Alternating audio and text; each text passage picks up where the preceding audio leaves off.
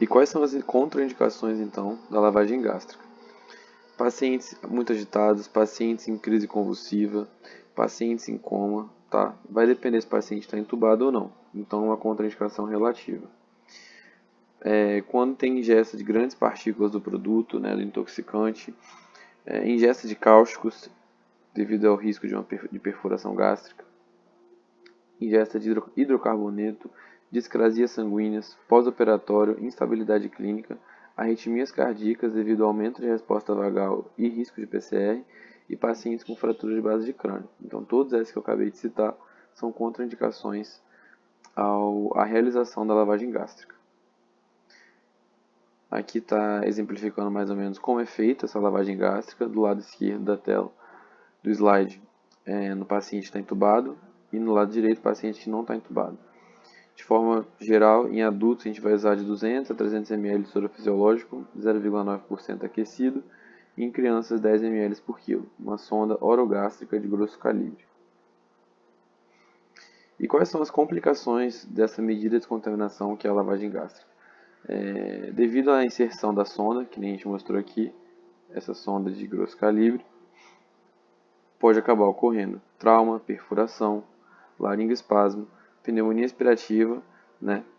Arritmia cardíaca em 40% dos casos, com pequeno risco de PCR, inserção traqueal, enovelamento no estômago, hipotermia esse líquido frio.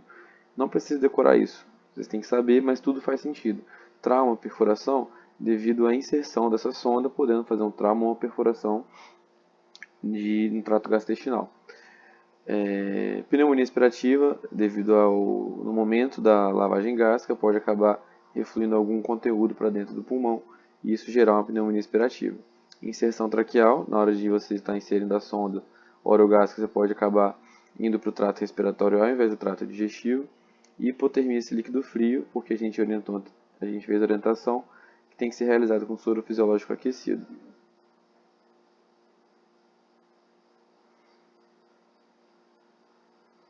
Uma última complicação da lavagem gástrica é uma sobrecarga hídrica em crianças e depressão do conteúdo gástrico para o intestino delgado, aumentando a absorção, se for administrado muito líquido.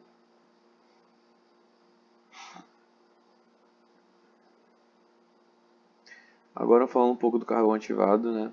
Como que é preparado o carvão ativado? O carvão ativado ele é preparado através da pirólise de material orgânico a partir da polpa de madeira. A ativação desse carvão ativado se dá por passagem de gás oxidante em altas temperaturas que remove substâncias previamente absorvidas e produz uma fina rede de poros. Vai possuir 3 formas de apresentação, que é o carvão ativado em pó, suspensão aquosa e suspensão com sorbitol. Tá, e o que de fato é o carvão ativado, o que ele faz, por que ele é uma das medidas de descontaminação mais importantes que a gente tem no serviço e uma das que a gente mais usa? Bom, o carvão ativado, então, é um agente muito importante. Ele adsorve moléculas, reduzindo a absorção gastrointestinal. Parece bobo, mas na prova também já teve trocando adsorve por absorve. Então, ficar atento que o carvão ativado ele adsorve, não absorve. Tá? O carvão ativado, então, adsorve moléculas, reduzindo, assim, sua absorção gastrointestinal. A eficácia do carvão ativado está diretamente relacionada ao tempo de exposição, que foi o que a gente falou lá em cima. Se um paciente ingerir um agente tóxico sólido e entre o tempo de ingesta e o início da nossa conduta já tiver passado de 2 horas, não adianta você fazer carvão ativado. Então, quanto mais precocemente você fizer esse carvão ativado, estando dentro do tempo ideal, que é aquele de 1 a 2 horas para sólidos e 30 minutos para líquidos, a eficácia do carvão ativado vai ser maior. Tá? Apenas a primeira dose do carvão ativado é considerada uma medida de descontaminação. Se eu fizer doses repetidas de carvão ativado, que a gente chama de doses de carvão ativado feito de forma seriada, isso tem a ver com o aumento da excreção, ou seja, eu estou tentando fazer com que eu aumente a excreção daquilo que já foi absorvido. Não estou interferindo na absorção, e sim na excreção, mas isso é apenas para doses repetidas de carvão ativado. A primeira dose é sempre relacionada à diminuição da absorção. Se o paciente estiver rebaixado, né, vamos proceder com uma intubação para evitar um risco de broncoaspiração, tá? Então, a indicação do carvão ativado é preferencialmente na primeira hora e aceitável na segunda hora de ingestão do agente tóxico, tá? E quais são as formas de administração do carvão ativado? Se eu posso fazer em dose única, que foi o que eu falei, de forma primária. Em dose única tem a ver com redução da absorção do intoxicante e nesse caso a gente não precisa usar catártico junto. Agora, se a gente fizer em dose seriada, ou seja, mais de uma vez, que no caso são 3 doses, a gente vai precisar usar o catártico no final dessas doses, tá? A dose seriada, então, são 3 doses na maioria dos casos, com intervalo de 4 horas entre doses.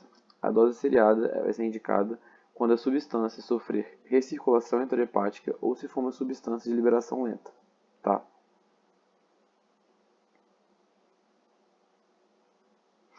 E aí, algumas substâncias em que tem indicação de carvão ativado feito de forma seriada são essa substância que eu vou falar agora, são substâncias que você tem que gravar de quando a gente vai utilizar o carvão ativado de forma seriada, que são fenobarbital, carbamazepina, carbamatos e organofosforados, hormônio tireoidiano, dapsona, substâncias de liberação lenta, fenitoína, antidepressivos tricíclicos e salicilatos. A gente vai, e em relação à dose, 50 gramas na primeira dose e 25 gramas nas doses subsequentes quando adulto. Na criança, 1 grama por quilo com intervalo de 4 horas, totalizando 3 doses. Isso vai ser feito de forma seriada, nos casos em que for necessário realizar o carvão ativado de forma seriada, que são nessas substâncias que eu acabei de falar para vocês, tá? Então, na dose única do carvão ativado, a gente vai fazer 50 gramas por via oral ou sonda nasogástrica, em crianças 1 grama por quilo por via oral ou sonda nasogástrica. Se for carvão ativado de dose seriada, que vai entrar na substância que eu acabei de falar, a primeira dose 50 gramas, espera 4 horas, faz mais uma dose de 25 gramas, espera mais 1 hora e faz a última dose de 25 gramas. E quais são as contraindicações, então, à realização do carvão ativado? Ingesta de cáusticos, hidrocarbonetos, ingesta de NAC, que é um antidutoral, ilho paralítico e cirurgia abdominal recente. Ilho paralítico porque o carvão ativado tem um potencial constipante, então pode acabar piorando essa questão do ilho paralítico.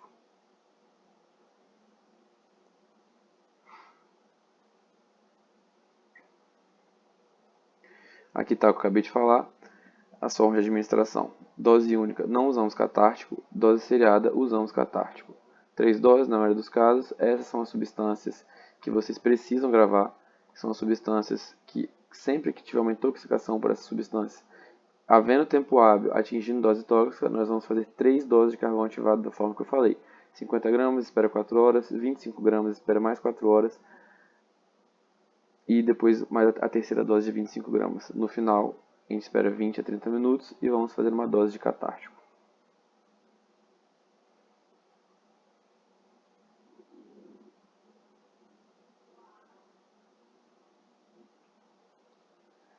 Aqui a gente tem algumas substâncias que não são absorvidas pelo carvão ativado, que também tem que gravar. É muito importante gravar tanto as substâncias que são necessárias carvão ativado seriado e as substâncias que não são absorvidas pelo carvão ativado. Como essas substâncias não são absorvidas pelo carvão ativado, o carvão ativado não vai fazer efeito com elas, então a gente tem que partir para outras medidas de descontaminação, tá? São elas álcalis e ácidos, cianeto, etanol e outros álcalis, etilenoglicol, fluoreto, sais inorgânicos, ferro, lítio, ácidos minerais e potássio, tá?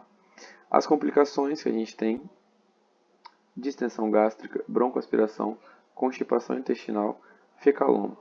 O motivo que a gente usa o catártico salino no caso de carvão ativado seriado é justamente esse, porque o catártico é uma substância que vai aumentar a peristalse, né? Enquanto o carvão ativado ele promove uma constipação, o catártico promove um aumento da peristalse, impedindo que aconteçam essas complicações que eu acabei de falar, como constipação intestinal, fecaloma e distensão gástrica. Lembrar que carvão ativado é o método mais utilizado e para usar ele, como eu já disse anteriormente, é necessário ter tempo hábil, usado até 2 horas de exposição a agente tóxico, se for um sólido.